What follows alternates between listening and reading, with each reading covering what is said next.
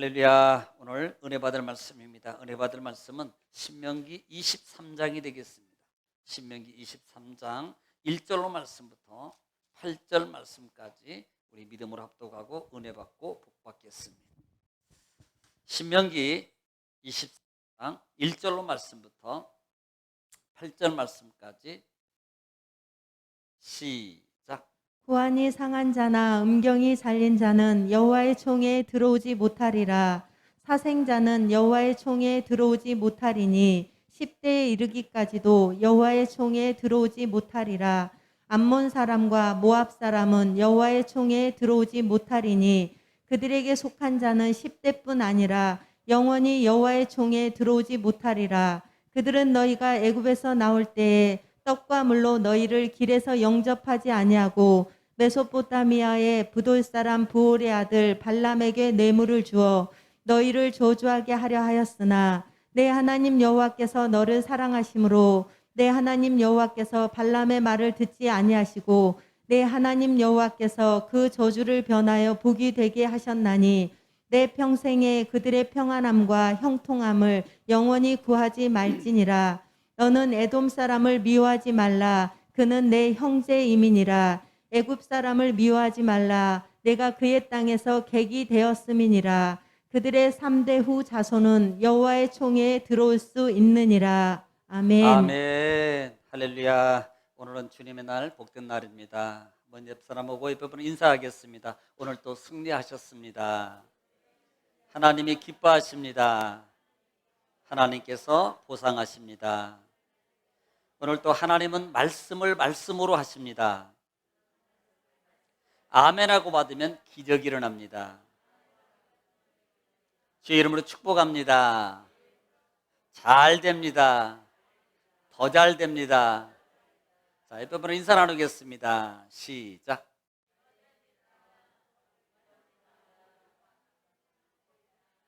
잘 되고 더 잘 됩니다. 하나님 말씀을 믿음으로 받으면 기적이 일어납니다. 하나님이 기뻐하십니다. 따라할 줄 알았어요. 한 번만 더 하겠습니다. 반복이 능력입니다. 반복하면 여러분도 능력자가 될 수 있습니다. 혹시 아직도 젓가락질을 이렇게 잡고 하시는 분이 계신가요? 도전하십시오. 깔끔하게 이렇게 도전하십시오. 내가 편하게 살아가는 삶, 우리 육은요 늘 우리의 편안한 쪽으로 이렇게 선호하게 돼 있어요. 그리고 그 부분을 고집합니다. 다른 예를 들면 여러분 앉았던 자리는 지금도 여전히 안 바뀝니다. 아마 돌아가실 때까지도 안 바뀔 거라고 저는 생각해요. 그 자리가 편해요. 이상해요. 자리는 똑같은데요, 이 옆자리든 뒷자리든 앞자리든 자리는 똑같은 의자인데 이상해요. 한 번 앉았던 자리가 편해. 왠지 옆자리 가면요 내 자리 같지 않고요, 뭔가가 불편해요. 사실 불편한 건 아닙니다. 똑같아요. 근데 뭐가 문제예요? 생각이 문제. 생각이 문제거든요. 여러분, 생각을 바꾸면 하나님 말씀의 역사가 일어납니다. 할렐루야. 나를 고집하는 것은 육적인 요소를 깨트리지 못하는 거예요. 그러나 내가 내 고집을 깨트리는 것은 결국은요 육적인 것을 깨트리는 거고 영적인 것이 열려지게 돼 있습니다. 사단은 늘 육의 속성을 가지고 우리를 붙잡고 있어요. 영적 원리입니다. 사단은 나의 가장 선호하고 내 편한 쪽을 붙잡고 나를 하나님 앞으로 가지 못하게 한다. 이 말씀을 명심하시고 날마다 여러분 생각과 싸워서 이기는 영적 승리자 되시기를 다시 한번 주의 이름으로 축원합니다. 자, 우리는 지난 주간에 신명기 22장을 통해서 은혜를 나눴습니다. 신명기 22장은 여러 가지에 대해서 말씀을 드렸어요. 첫째로 볼 수 있는 것은 뭐 하지 말아라. 뭐 하라? 형제들의 소나 양이 혹시 잃어버린 것을 발견하면 뭐 하지 말아라? 못 본 채 하지 말아라 그랬어요. 심지어는 보관했다가 돌아오면 돌려줘라. 4번이나 무려 계속해서 못 본 채 하지 말라는 겁니다. 여기서 형제는 누구를 가리킨다? 물론 내 형제도 가리킵니다만은 전체적인 의미에서는 동족을 가리킨다. 믿음의 동족, 한 혈족을 가리킨다는 것입니다. 우리가 가족이라는 굴레는요, 어떻게 보면 이 말이 거의 말을 안 해도 이 말은 적용이 될 겁니다. 왜냐하면 내 형제이기 때문에 그래요. 그런데 남은 다릅니다.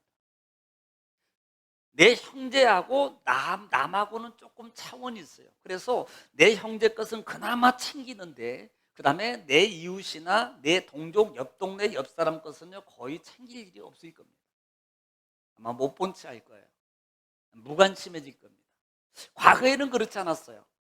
정말로 우리가 힘들고 어려울 때 60년대, 70년대, 80년대 초반까지만 해도요, 그 시대는요, 정말 옆이 어려우면 내 없는 것도 나눠서 먹고, 그 다음에 옆 동네에서 누가 돌아가셨다, 아니 저 멀리 돌아가셨어요, 멀리 사유가 지나가면요, 그것 보고 온 동네 사람들이 다 울었어요. 지금은요, 절대 안 옵니다. 누구 죽었대? 충청도 말로 가장 짧게 가시오. 돌아가셨대요 라고 말하는 말을 충청도에서는 가장 짧게 말한대요. 가시오. 그렇게 남 얘기처럼 이제는 그런 현상이 개인주의화로 바뀌어가고 있다는 거예요. 성경은, 하나님 말씀은 한 혈통, 한 형제 속에서 사랑을, 이 개인주의적인 사고 문화 속에서 우리는 자꾸 거듭나서 믿음 안에서 한 형제, 믿음 안에서 한 동족의 사랑으로 여러분 날마다 거듭나고 다시 한번 열려지는 그런 마음으로 살아가기를 하나님은 원하신다는 사실입니다. 그래서 못 본 채 하지 말아라 라는 말입니다. 또 하나는 남자나 여장, 남자가 여장하지 말고 여자가 남장하지 말아라. 왜? 이것은 가증한 것이라 그랬어요. 많은 의견이 있습니다. 그런데 제가 보는 성경적으로 가장 타당한 근해는, 이 가증한 것이라는 단어는 우상적인 요소에 사용한다 그랬어요. 그러니까 이것은 이방적 풍속입니다. 우상의 문화 속에서 나오는 이방적 풍속을 믿음의 사람들이 따라 하면 안 된다는 거예요. 아니, 남자는 남자 옷 입고 여자는 여자 옷 입어야 되는 건 마땅한 거 아닙니까? 당연한 거 아니에요? 물론 가끔 가다가 세상에 이런 일이나 이런 데 보면 남자분이 그냥 여장하고 다니는 분들이 있어요. 뭐 그런 분들이야 그렇다고 치지만 그래도 타당한 모습은 아닙니다. 남자는 남자 모습, 여자는 여자 의복 모습을 입고 다녀야 돼요.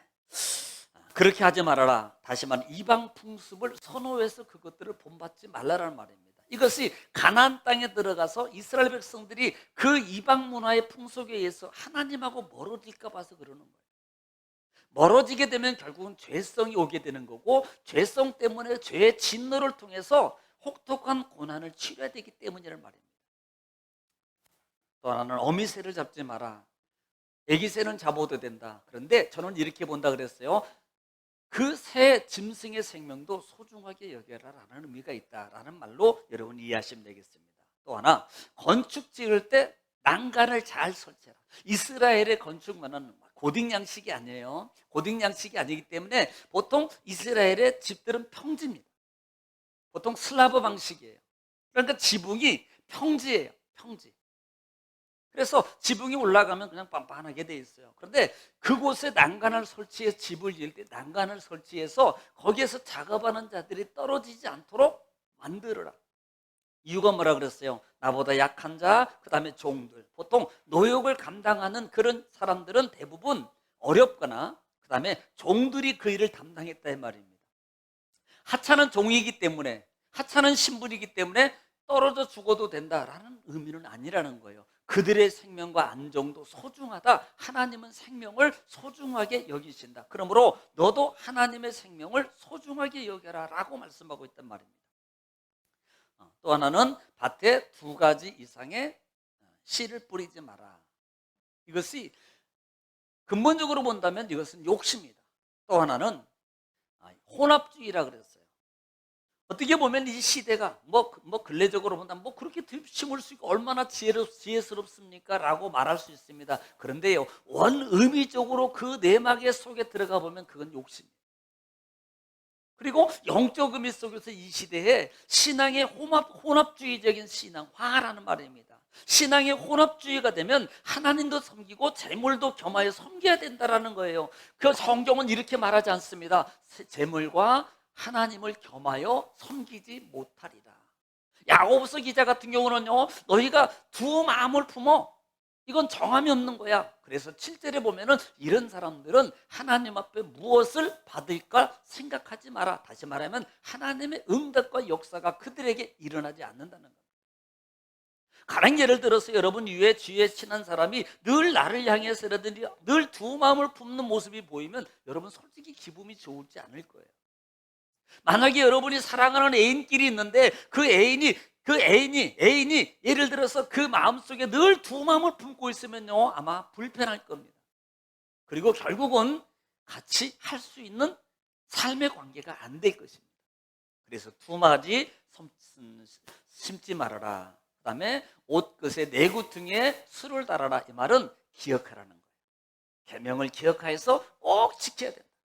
우리는 계명을 잃어버립니다. 살면서 너무나도 계명을 잃어버려요. 주일날만 반짝 생각하고 예배드리고 끝나는 거예요. 이러면 안 된다 이 말입니다. 그래서 묵상해야 돼요. 또 듣고 또 읽어보고 또 듣고, 이런 의미에서 지난주에 설교 제목을 물어본다면 몇 분이나 대답할까 갑자기 마음이 다 내려앉는데 안 물어볼 거예요. 그 대신 회개하세요.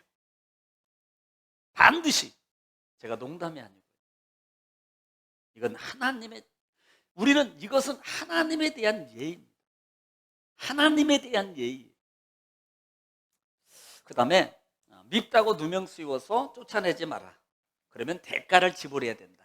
이런 등등 기타 가족에 관한 규례에 대해서 말씀을 드렸습니다. 자, 오늘은 신명기 23장입니다. 신명기 23장은 22장과 마찬가지로 기타 규정에 대해서 말씀하고 있는데요, 1절로 8절 말씀에는 총에 들어갈 자는 못 들어올 자가 어떤 사람이냐, 그리고 9절부터 14절까지는요, 전쟁을 치르기 전에 너희가 진영을 더럽히면 안 된다. 이유가 있을 겁니다. 그리고 15절부터 마지막 절까지는 기타 규례에 대해서 말씀해요. 심지어는요, 진영 외에 기타 규례 속에서는요, 좀 상당히 노골적입니다. 화장실을 변소를 만들어라. 그리고 그 다음에 그곳은 반드시 삽을 가지고 가서 볼일을 보고 반드시 덮고 와라. 심지어는 그런 부분까지도 다루고 있다라고 섬세하게 하나님은 그 정도로 거룩을 강조하고 있다는 사실입니다. 자, 오늘 본절을 읽어가면서 한 절씩 읽어가면서 같이 은혜를 나누기를 원합니다. 자, 1절 말씀 읽겠습니다. 시작. 보안이 상한 자나 음경이 잘린 자는 여호와의 총에 들어오지 못하리라. 예, 아멘. 한 절 읽으면 꼭 아멘도 하는 것도 습관을 만들어야 됩니다. 그냥 가만히 있어. 읽었으니까. 말씀이 읽어지면요, 말씀 앞에 항상 아멘하는 이 습관을 들여야 됩니다. 왜냐하면 그 말씀에 아멘을 대답하는 것은 내 말씀이다, 옳습니다. 그 말씀이 내게서 이루어지길 원합니다라는 내 고백이거든요. 그때 역사가 일어나는 거예요. 듣는다고 역사가 일어나는 게 아니고 반드시 화답할 때 역사가 일어나요. 그래서 놓치지 말라는 거예요. 막 하세요. 그러면 그때 기적이 일어나요. 이래도 아멘을 안 하면 상당히 제가 시험 들라 그래요. 자, 오늘 말씀 보면 이렇게 말합니다. 고안이 상한 자나 음경이 잘린 자는 여호와의 총에 들어오지 못할 것이라는 겁니다. 자, 지금 계속 말하고 있는 것 중에 하나가 여러 가지 조건들이 있어요. 그 조건 중에 하나가 지적이 뭐냐면 여호와의 총회에 이런 사람은 못 들어간다는 거예요. 그러면 자, 여호와의 총회가 뭐냐는, 여러분 총회가 뭐냐는 거예요. 과연 총회가 뭐며 어떤 곳이기 때문에 어떤 곳인데 이곳에 들어오지 못할 것이라고 말하냐는 겁니다. 이 총회라는 말의 원어적인 의미는 이 카할이라는 단어를 써요. 이 카할이라는 단어는 모임, 그 다음에 집회, 그 다음에 회중. 이것이 신약으로 가면은 이 카할이라는 단어를 번역해서 에클레시아라는 교회라는 단어를 씁니다. 그러니까 어떤 모임의 공동체를 회집하고 모여진 어떤 공동체를 말하는 것이 이것이 바로 총회라는 단어입니다. 그래서 신약에는 에클레시아라는 단어로 나중에 번역해서 이 단어를 사용하고 있다라는 말입니다. 그런데 이 총회는요, 여러 가지 견해가 있어요. 여러 가지 견해가 있는데 첫 번째로 볼 수 있는 견해는 이 총회에 어떤 주경가들이 하면은요, 이 총회는 이스라엘 시민들의 모임, 이렇게 말합니다. 또 어떤 주책, 중요한 직책의 모임, 이런 의미를 모의 총회가 이런 의미다라고 말을 해요. 그런데 이 총회에 들어가지 못할 자라는 의미 속에서 볼 때 학자들은 여러 가지 의미를 말하는데요. 왜 이것이 이스라엘, 이 말은 첫째로 볼 수 있는 건 이스라엘의 자격, 시민권의 자격을 취득하지 못하는 것을 의미한다라는 말도 있습니다. 다른 말로 표현하면 이스라엘 백성들하고 함께 살지 못할 자, 이렇게 말한다는 거예요. 어떤 학자들의 견해에 의하면 또 하나는 이스라엘의 중요한 직책에 들어가지 못할 자, 이렇게 말한다고 합니다. 그런데 중요한 것은 끝까지 들어야 돼요. 세 번째 견해는 칼빈입니다. 칼빈. 여러분 칼빈 알죠? 연세 드신 분들은 칼빈총 알 거예요. 칼빈총, 에만총, M16. 자, 그런데 지금 칼빈에 의하면 장로교회 창시자예요. 장로교회요. 칼빈에 의하면 어떤 의미가 포함되냐면 이것은 하나님께 제의적 의식에 참여할 수 없는 자들을 말한다는 말이에요. 그러니까 하나님께 예배하고 하나님께 제사를 드리는 데 있어서 그곳에 같이 동참해서 제의적 의식에 참여하지 못할 자들을 말하고 있다라는 말입니다. 저도 역시 그 견해에 동의합니다. 여러분 모세 오경에 우리가 지금 모세 창세기부터 모세 오경을 계속 진행해서 이제는 신명기 마지막 장까지 오고 있습니다만은 이 모세 오경의 흐름에 의하면 모세 오경의 전체적 문맥상을 우리가 잘 살펴보면요, 하나님의 의도하심이 뭐예요? 하나님은 하나님과 함께 하기를 원해요. 뭘 통해서? 예배를 통해서. 하나님은 예배를 통해서 하나님과 함께 하기를 원하신다는 사실이에요. 그러므로 제의적 관계예요. 그래서 하나님께 예배하는 자들은 정말로 거룩해야 돼요. 하나님 앞에 아무렇게나 할 수 있는 것이 아니라는 겁니다. 왜냐하면 하나님은 거룩한 분이기 때문이라는 사실이에요. 예, 그렇기 때문에 하나님의 의도하심으로 본다면 저는 칼빈의 견해가 맞다라고 저는 그렇게 생각합니다. 자, 우리가 성경을 한번 좀 찾아보겠습니다. 레위기 21장입니다. 레위기 21장은 제사장에 대한 규례예요. 이 말씀 보면 조금 더 이해가 될 줄 믿어요. 레위기 21장 17절 말씀입니다. 읽겠습니다. 시작. 아론에게 말하여 이르라. 누구든지 너의 자손 중 대대로 육체에 흠이 있는 자는 그 하나님의 음식을 드리려고 가까이 오지 못할 것이니라. 자, 이 말이 무슨 말이냐면 레위인들은 하나님 앞에 제사를 드리는 직무를 감당하고 있어요. 성전의 기명을 만지고 그 다음에 하나님 앞에 제사장을 도와서 그 다음에 하나님께 제물을 드리는 그 일을 관장하는 거예요. 그런데 이렇게 말합니다. 너희 중에 몸에 흠이 있는 자는 하나님께 음식을 드리러 오면 안 돼. 뭐가 있어요? 몸에 흠이 있는 자를 말입니다. 자, 18절도 읽을까요? 시작. 누구든지 흠이 있는 자는 가까이 하지 못할지니 곧 맹인이나 다리 저는 자나 코가 불완전한 자나 지체가 더한 자나 또 발 부러진 자나 손 부러진 자나 또 등 굽은 자나 키 못 자란 자나 눈에 백막이 있는 자나 습진이나 버짐이 있는 자나 고안 상한 자나. 예, 지금 하나님께 가까이 못할 자, 몸에 흠이 있는 자에 대해서 구체적으로 말하는데 뭐에 대해서면 소경, 그 다음에 다리 재는 사람, 그 다음에 손발이 부러진 사람, 굽은 사람, 키가 작은 사람. 키가 작아도 못 들어가나요? 저 같은 사람은 좀 골치 아프겠는데. 키가 작은 사람, 그 다음에 눈에 백막이 있는 사람, 심지어는요 습진이나 버짐이 있는 사람도 못 들어가요. 오늘 검사해볼까요? 양말 다 벗으세요. 습진이 있는지 몰라. 무좀 있는 분들, 무좀 있거나 습진 있는 분들은 예배당에 못 와요. 예배 못 드려요. 제사 못 드려요. 그 다음에 고환이 상한 자라, 이런 사람들은 하나님 앞에 가지 못한다는 말입니다. 제사의식에 참여하지 못한다고 말하고 있는 거예요.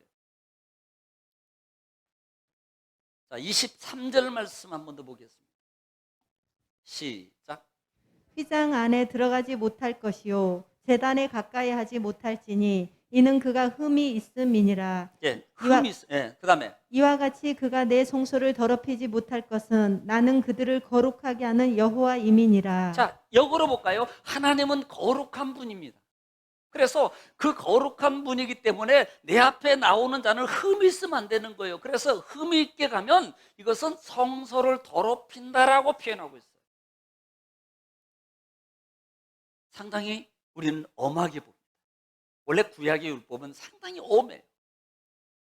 그래서 율법을 통해서 보면은요, 구약의 율법으로 우리가 잣대를 대면 우리는 다 죽을 자라고 로마서에서 말해요.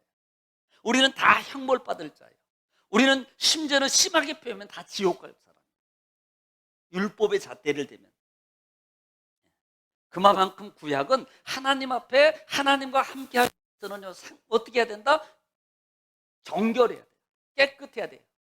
온전해야 된다는 말에 의미가 포함되어 있다는 말입니다. 자, 한번 더 볼까요? 출애기 19장 5절 말씀.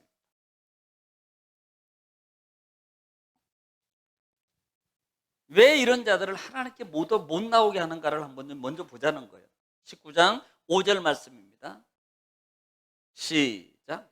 세계가 다 내게 속하였나이니 너희가 내 말을 잘 듣고 내 언약을 지키면 너희는 모든 민족 중에서 내 소유가 되겠고. 자, 이 말이 무슨 말이냐면 이미 19장에서 10계명을 줘요. 계명을 주고 하나님의 계명을 너희가 잘 지키면 너희가 이 말씀을 잘 지키면 내 소유가 된다 이렇게 말해요. 하나님의 백성, 하나님의 소유가 되는 거예요. 하나님의 것이 된단 말입니다. 그 다음 절 6절 시작. 너희가 내게 대하여 제사장 나라가 되며 거룩한 백성이 되리라. 너는 이 말을 이스라엘 자손에게 전할지니라. 뭐가 돼요? 내 소유가 되고 그 다음에 제사장 나라 되며 거룩한 백성이 된다라고. 뭐 하면? 하나님의 계명을 잘 지키면, 하나님의 말씀을 잘 지키면 거룩하게 된다는 거예요. 좀 더 이해가 돕기 위해서 레위기 11장이라고 그랬습니다. 레위기 11장은 중심장이라고 그랬어요. 레위기 전장의 중심장이라고 그랬습니다. 레위기 11장 44절부터 읽겠습니다. 44절부터 시작. 나는 여호와 너희의 하나님이라. 내가 거룩하니 너희도 몸을 구별하여 거룩하게 하고. 자, 하나님은 거룩하여 그러므로 너희도 몸을 구별하여서 거룩하게 하고. 너희 몸입니다. 우리 몸을 구별하여 거룩이라는 것은 깨끗함이라는 거예요. 우리가 쉽게 이야기해서 깨끗하게 하고, 그 다음에 땅에 기는 길짐승으로 말미암아 스스로 더럽히지 말라. 땅에 있는 짐승들, 부정된 것, 이런 것, 땅의 것들로 말미암아 스스로 너희 몸을 더럽히지 말아라는 말입니다. 그 다음에 나는 너희의 하나님이 되려고 너희를 애굽 땅에서 인도하여 낸 여호와라. 내가 거룩하니 너희도 거룩할지어다. 자, 이렇게 말합니다. 내가 거룩하니까 너희도 거룩해야 돼. 하나님은 지금 뭘 강조하고 있어요? 우리 몸을 거룩하게 하라는 거예요. 거룩이라 그러니까 뭐 잘 이해 못하시죠? 깨끗하게 하라는 겁니다. 우리 몸을 깨끗하게 하라는 거예요. 그래서 거룩을 지키고, 어떻게 보면 이 말씀을 통해서 하나님이 우리에게 주시는 것은 거룩을 지키면서 깨끗함을 계속적으로 유지하라는 겁니다. 유지하라는 거예요. 그래서 못 들어갈 자에 대해서 언급하고 있습니다. 이 총회에 못 들어갈 자. 자, 오늘 1절 말씀 보면은 고환이 상한 자, 음경이 잘린 자라 그랬어요. 여러분, 고환이 상해요? 그러면요, 이것은 생명과의 관계가 되어 있습니다. 생명의 씨앗을 만들어내는 장소예요. 그 다음에 음경이 잘린 경우는요, 이것은 이방 풍속입니다. 보통 이렇게 보면 우리가 보면 내시죠, 내시. 목소리가 좀 다르잖아요. 자나! 막 이러잖아요. 그렇죠?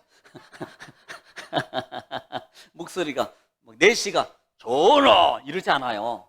이상해요. 꼭 내시의 그 TV에서 표현은 목소리가 여성 목소리 자나! 막 이러고 여성 목소리가 이렇게 나오거든요. 이런 자들은 우리나라에도 그렇고 이렇게 음경을 이렇게 이제 거세를 한다 그러잖아요. 거세. 그렇게 하는 자들. 그러니까 이것이 실제적으로 성경 어느 곳에든도 하나님을 섬기는 사람은 몸에 손을 대면 안 되게 돼 있어요. 이것을 손을 댔다는 것은 문제가 있는 겁니다. 그리고 이것은 결국은 이방의 풍속을 본받은 거예요. 또 이방 문화 속에 젖어 있는 사람이 하나님 전에 들어가서 이방 풍속 있는 사람이 그것을 그 모습 그 몸을 가지고 하나님을 섬길 수 없다는 말입니다. 이것을 금지하고 있다는 사실이에요. 자, 레위기 이 기본적인 의미가 있습니다. 레위기 21장 17절 말씀 한번 보겠습니다. 레위기 21장 17절 아까 읽었죠? 시작. 아론에게 말하여 이르라. 누구든지 너의 자손 중 대대로 육체에 흠이 있는 자는 그 하나님의 음식을 드리려고 가까이 오지 못할 것이니라. 몸에 흠이 있는 사람은 하나님 앞에 나가면 안 된다는 겁니다. 오지 마. 너희가 제사장이라도 너희가 레위인이라도 몸에 흠이 있으면 오지 마. 하나님 앞에 가까이 나갈 수 없어. 이것을 얘기하고 있는 거예요. 또 두 번째로 볼 수 있는 것이 여러 가지 상황에 의해서 하나님의 형상을 상실한 사람입니다. 하나님의 형상, 하나님이 우리에게 주신 하나님의 형상을 외적 상황에 외적 풍습에 의해서 상하게 하거나 변하게 하면 안 된다 그래요. 웃음의 소리로 천국에 가면요, 하나님이 천사들이 참 골치 아프대요. 하나님이 주신 형상은 저는 권장해요. 가능한 한 안 만져도 다 괜찮아. 다 괜찮아요. 다 괜찮아. 네. 형상을 상실한 거예요. 이것이 이방 풍습을 모방한 것이라는 것입니다. 자, 로마서 12장 1절 말씀 읽겠습니다. 우리가 구원받았어요. 너희가 예수 그리스도를 통해서 구원받았으면 어떻게 하나님 앞에 예배를 드려야 되는 예배자가 되어야 될 것인가를 언급하는 것이 로마서 12장부터 시작됩니다. 12장 1절 시작. 그러므로 형제들아, 내가 하나님의 모든 자비하심으로 너희를 권하노니 너희 몸을 하나님이 기뻐하시는 거룩한 산 제물로 드리라. 이는 너희가 드릴 영적 예배니라. 자, 하나님은 이렇게 말합니다. 하나님께 예배하는데 거룩한 구원받았어? 그러면 너희 몸이라고 말해요. 따라합시다. 몸을 하나님이 기뻐하는 거룩한 산 제물로 드려야 됩니다. 지금 누구를 가리킵니까? 우리를 가리키는 거예요. 여러분 개개인 한 분 한 분이 여러분의 몸입니다. 지금 이 시간에 몸을 여러분의 몸입니다. 함부로 하면 안 되는 거예요. 너희 몸을 거룩이라는 것은 깨끗이라 그랬어요. 깨끗하게 하란 말입니다. 하나님이 기뻐하는, 여러분 예배는 내가 기뻐하기 위해서 드리는 게 아니에요. 그런데 오늘 많은 세대들의 생각이 자꾸 바뀌어가고 있습니다. 예배를, 무속은요, 무당적인 신앙, 무당적인 무속적 토테미즘 신앙은 어떤 거예요? 나를 위해서 드려요. 맞잖아요. 그런데 우리가 드리는 예배는 나를 기쁘게 해서 드리는 게 아니고 하나님을 기쁘게 해서 드리면 자동으로 하나님 우리의 삶 속에 모든 것을 해결해 주는 거예요. 여러분 이 진리의 법칙을 잘 기억하세요. 이것을 모르면 아유 예배당에 갔더니 뭐 어쩌고 막 이렇게 말한다 이 말이에요. 예배를 드리러 가는 거지, 예배를 드리러 가는 거예요. 보러 가는 게 아닙니다. 나를 위해서가 아니고 하나님을 위해서 예배를 드리면 하나님이 예배가 성공되면 나의 모든 문제가 자동으로 해결돼요. 아멘. 이 진리의 법칙을 여러분 신앙 속에서 기본으로 삼아야 돼요. 그러니까 이것이 안 되면, 이것이 신앙이 정립이 안 되면 기분 나쁘면 가고 기분 싫으면 안 가고 기분 좋으면 가고 기분 나쁘면 안 가고 이렇게 가는 거예요. 예배당을. 이게 아니에요. 예배는 기분이 좋든 나쁘든 하나님께 드리려고 이기면서 가야 돼요. 할렐루야. 그러게 되기를 지금 축원합니다. 자, 그래서 또 볼까요? 출애굽기 12장 5절 보겠습니다.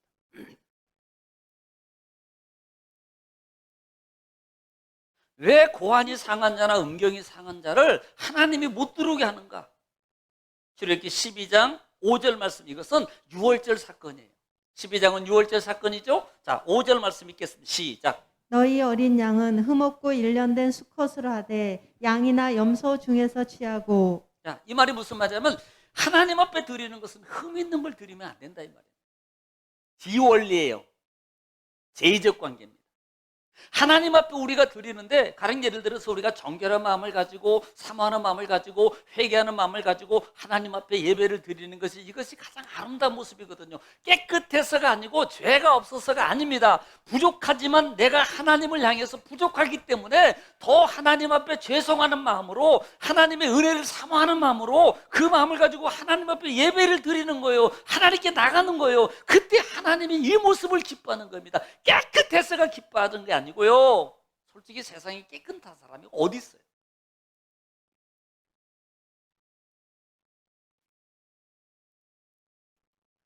하나님 앞에 나오는 마음의 몸의 자세. 그러나 구약 시대는 이렇게 철저하게 흠이 있는 것을 금하고 있다. 이것이 영육적인 원리 속에서 우리의 마음의 자세까지도 나중에는 관계성이 있다. 이 부분을 기억하세요. 자, 2절 읽겠습니다. 어떤 사람이 또 못 들어가는지 시작. 오늘 본장입니다. 2절 시작. 사생자는 여호와의 총에 들어오지 못하리니 10대에 이르기까지도 여호와의 총에 들어오지 못하리라. 여러분, 사생자는 못 들어가요. 10대까지 이르면요 영원히 못 들어가는 거예요. 이건 10대 이후에는 들어가는 게 아니고요, 10대까지 못 들어갈 정도면 영원히 못 들어가는 거예요.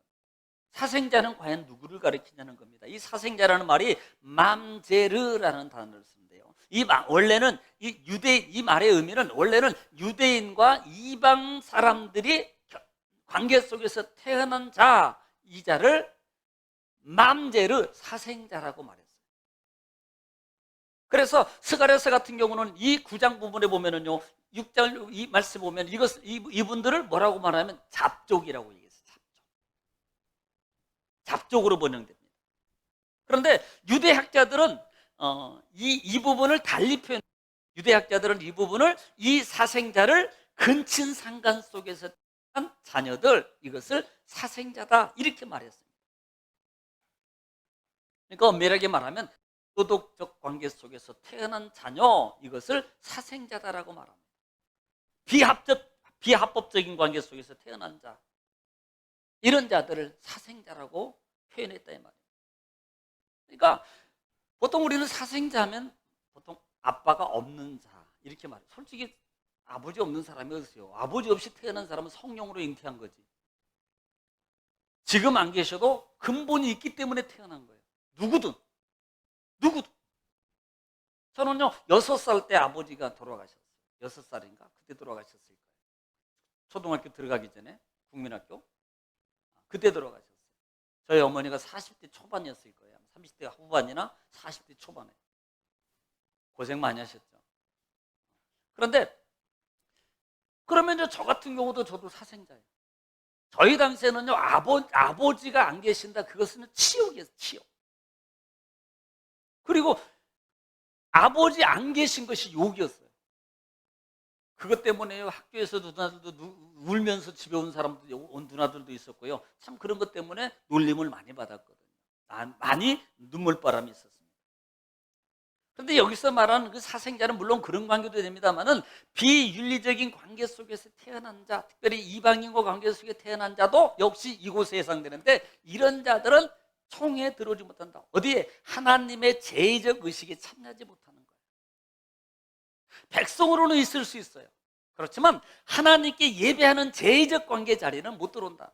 그러니까 구약에는 성막 안에 들어와서 성막에서 하나님께 제물을 드림으로 말미암아 모든 것이 해결됐거든요. 그러면 그 성막에는 죄성을 가지고 들어가면 죽어요. 죄성 있는 것을 하나님이 받지 않습니다. 성막 안에는요 흠이 있는 것을 하나님이 거부해요. 완벽한 것을 하나님께 드리도록 되어 있다 이 말입니다. 이런 제의적 관계다라는 부분들을 여러분이 이해하시면 되겠습니다. 자, 3절 읽겠습니다. 오늘 본장 3절 암몬 사람과 모압 사람은 여호와의 총에 들어오지 못하리니 그들에게 속한 자는 10대뿐 아니라 영원히 여호와의 총에 들어오지 못하리라. 예, 지금 암몬 사람과 모압 사람은 여호와의 총에 들이지 못한, 그들에게 속한 자는 10대뿐 아니라 영원히 여호와의 총에 들어오지 못한다라고 말하고 있습니다. 예, 여러분, 암몬하고 모압은 어떤 사람입니까? 암몬 모압 사람들은요, 창세기 19장에 보면은 창세기 19장 부분이 어떤 부분인가 한번 볼까요? 한번 읽어보겠습니다. 좀 좋은 부분 아니에요. 창세기 19장 36절로 38절 말씀입니다. 창세기 19장 36절로 38절. 자, 조상이 누군가 보면 알아요. 시작. 롯의 두 딸이 아버지로 말미암아 임신하고 큰 딸은 아들을 낳아 이름을 모압이라 하였으니 오늘날 모압의 조상이요, 작은 딸도 아들을 낳아 이름을 베남미라 하였으니 오늘날 암몬 자손의 조상이었더라. 아멘. 자, 그럼 보세요. 지금 모압과 암몬의 조상이 누굽니까? 롯 딸들이에요. 그러니까 소돔 성이 멸망하고 유황불로 다 타버리고 다 죽었거든요. 지금 이 가족만 살았어요. 그것도 엄마도 돌아가셨어. 소돔 기둥 됐잖아요. 갈 테면 가지 왜 돌아봐. 그때 나온 노래예요. 그러니까 없으니까 이제 종족이 없잖아요. 그러니까 롯의 이 딸들이 야 우리 씨를 이어가야 되는데 안 되겠다 그래가지고 아버지 술 먹여가지고 그렇게 해서 아버지로 말미암아 낳은 큰 딸의 자녀가, 큰 딸의 아들이 누굽니까? 예? 암몬이에요. 모압. 그리고 작은 딸이 암몬이에요. 이것은 근친상가적인 부정적인 윤리적 도덕적 문제가 있는 자들은 하나님의 제의적 관계 속에 너희는 들어오면 총에 들어오지 말아라. 이걸 못 들어오게 하는 거예요. 이것을. 이 부분을 얘기하고 있다. 이것은 결국 부정이다는 거예요. 잘못된 거예요. 죄성 있는 거거든요. 그래서 이런 자들은 총에 들어오지 말아라. 자, 5절 본장으로 갑니다. 5절 6절입니다. 시작. 내 하나님 여호와께서 너를 사랑하심으로 내 하나님 여호와께서 발람의 말을 듣지 아니하시고 내 하나님 여호와께서 그 저주를 변하여 복이 되게 하셨나니 내 평생에 그들의 평안함과 형통함을 영원히 구하지 말지니라. 예, 지금 5절부터 보는 것은요, 여호와께서 너를 사랑하심으로 내 하나님 여호와께서 발람의 말을 듣지 아니하고 내 하나님, 이들은요 솔직히요 이스라엘 백성들을 어떻게 했습니까? 저주했던 자들이에요. 그리를 통과하겠다 해도 거절했던 자들이고, 그런데 하나님은 야 그들 싸우지 마, 그냥 치사하니까 돌아가.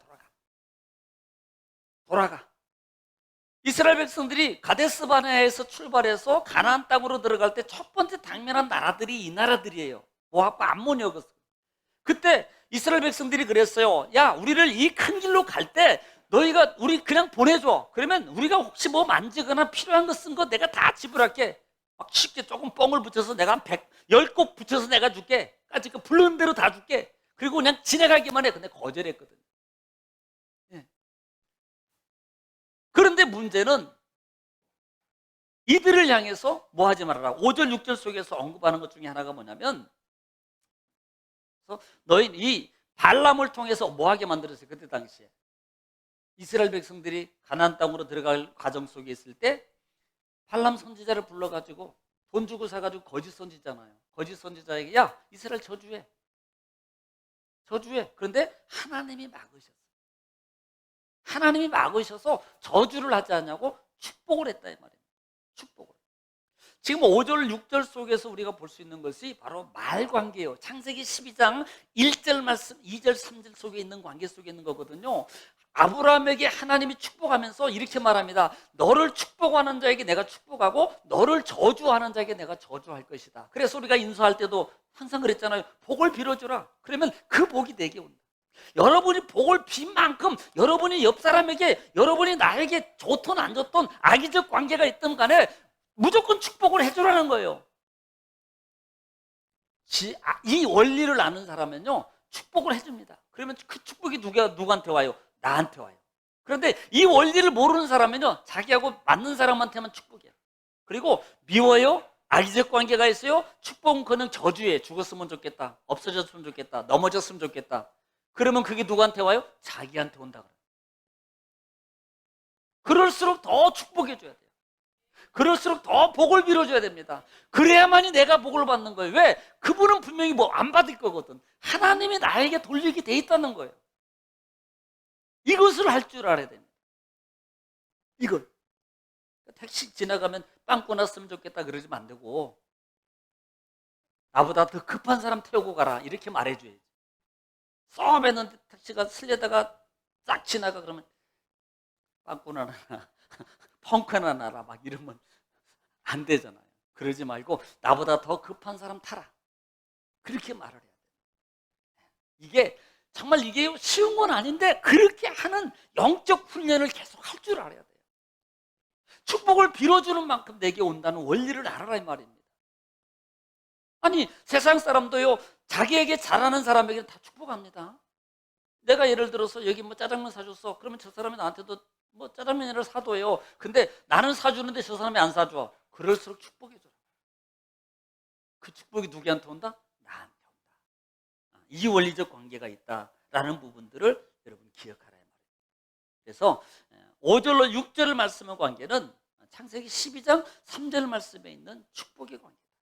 이런 부분들을 기억하고 살아라. 자, 7절 읽겠습니다. 7절 너는 에돔 사람을 미워하지 말라. 그는 내 형제임이니라. 8절도 애굽 사람을 미워하지 말라. 내가 그의 땅에서 객이 되었음이니라. 그들의 3대 후 자손은 여호와의 총회에 들어올 수 있느니라.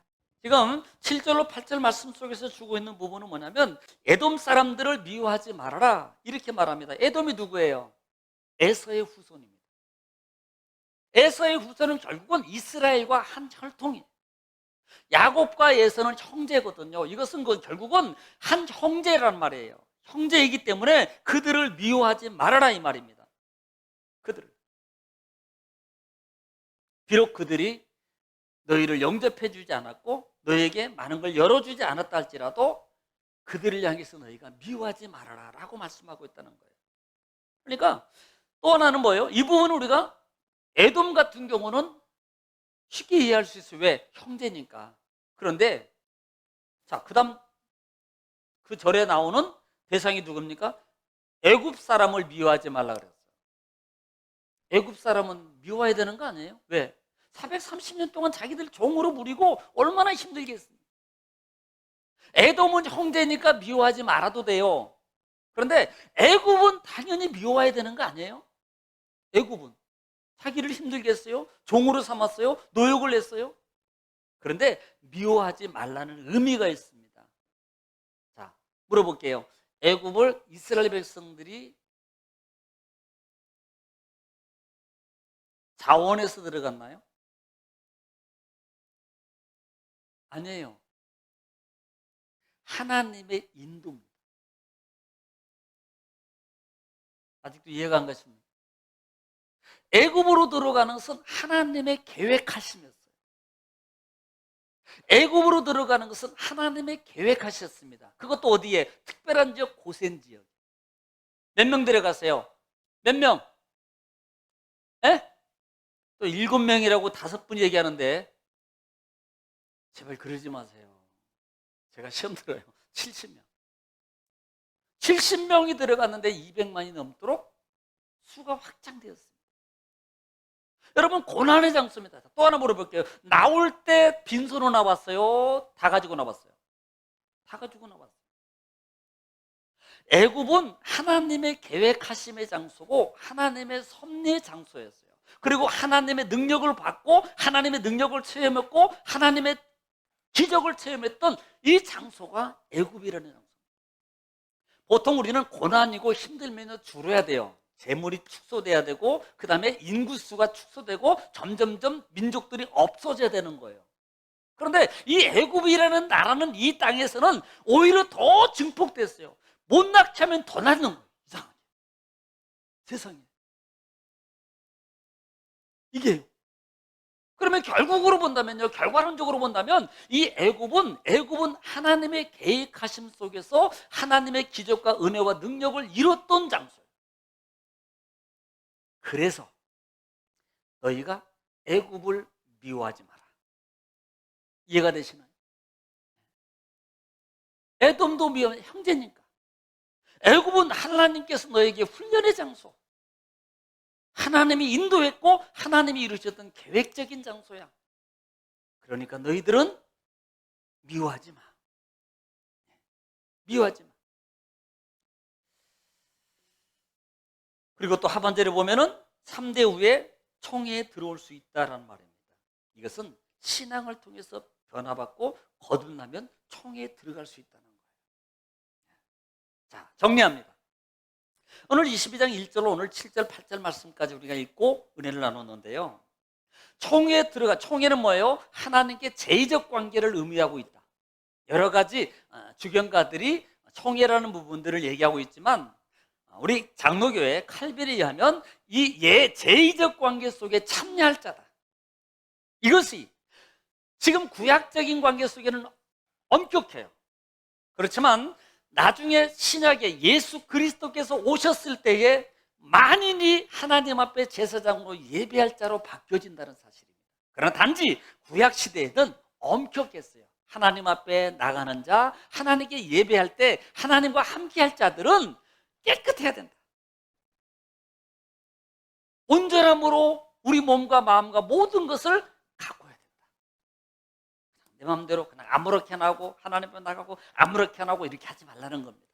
전체적인 의미는 하나님 앞에 나갈 때 엄숙한 마음, 하나님 앞에 나갈 때 마음과 몸과 모든 것들을 깨끗함으로 가고자 하는, 만나고자 하는, 함께하자 하는 그 마음을 우리는 분명히 가지고 노력해야 되는 거예요. 이것을 여러분 기억하시기 바랍니다. 그래서 총회에 나갈 자, 못 들어갈 자 부분, 또 이 부분을 통해서 우리가 하나님께서 은혜를 나눴습니다. 그러므로 로마서 11장 말씀을 꼭 기억하십시오. 12장 1절 말씀을 기억하십시오. 너희 몸을 하나님이 기뻐하는 거룩한 산 제물로 드리라. 이는 너희의 드릴 영적 예배니라. 이 말씀을 날마다 되새김질 하십시오. 예배당에 올라올 때마다, 예배당에 예배 드리고 앉을 때마다, 예배당에 와서 처음으로 기도할 때마다 이 말씀을 여러분 꼭 기억하면서 기도하십시오. 로마서 12장 1절 말씀을 그래 너희는 너희 몸을 하나님이 기뻐하는 거룩한 산제사로 드리라. 이는 너희 드릴 영적 예배니라. 이렇게 하고 기도하면 예배를 실패하지 않습니다. 예배에 성공하려고 노력할 거예요. 예배 하나님 만나는 겁니다. 하나님과 함께함의 과정입니다. 예배는 하나님의 교제예요. 하나님의 은혜를 믿는 것이고 하나님의 능력을 덧내는 시간이기 때문에 그냥 참여하고 대충 하고 가는 게 아니에요. 꼭 예배를 성공하십시오. 예배의 성공과 실패의 결과는 하늘과 땅 차이입니다. 예배를 성공하면 성공할수록 여러분의 삶의 문제가, 여러분의 삶이 뭐예요? 평탄해집니다. 형통해집니다. 그러나 예배를 성공하지 못하면 여전히 삶 속에서 육 환경의 고난을 내가 안고 가야 돼요. 명심하십시오. 기도하겠습니다. 걸어가시기 전에 배로신 아버지, 은혜와 사랑을 주님 감사합니다. 오늘도 말씀을 통해서 우리에게 하나님 깨닫게 하시고 알게 하시고 인도하시니 감사합니다. 주님 영광을 올려받아 주시옵소서. 이 시간도 하나님의 말씀에, 은혜의 말씀에 통해서 우리 방 아래 등불이 되어 주시사 한 주간을 살아가면서 내가 총회에 들어가기에 하나님 날마다 깨끗함으로 영적 훈련을 통해서, 영적 삶을 통해서 깨끗함으로 하나님과 교통하게, 교제하고 함께 가게 하옵소서. 마귀는 날마다 하나님의 일을 잃어버리게 만들고 하나님과 떨어지게 만드는 하나님 마귀의 속성이 있습니다. 그 계략에 넘어가지 않게 하시고 한 주간도 주 안에서 하나님과 깨끗함으로 동행하기에 부족하도록 영적 훈련을 승리로 장식하여 주님과 동행하는 평탄의 형통의 삶이 되게 하옵소서. 예수님의 이름으로 기도 올리옵나이다. 아멘.